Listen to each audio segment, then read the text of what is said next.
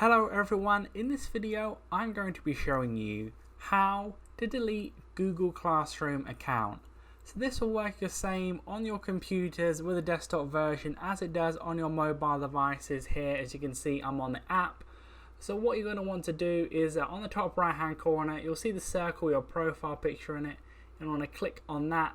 Then you'll want to click manage your Google account. Then you want to click account preferences at the bottom there. Then you'll see it says delete your Google account. Click on that.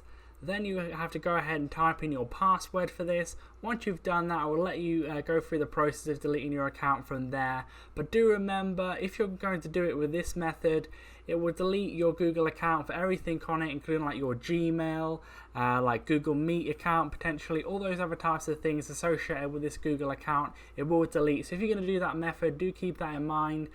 But if you don't want to do that, there is another way of deleting your account. It's basically going to be removing your account from like being signed in on the Google Classroom app. What you're going to want to do for that is go to the top right hand corner again, but now click manage accounts on this device. Click on that.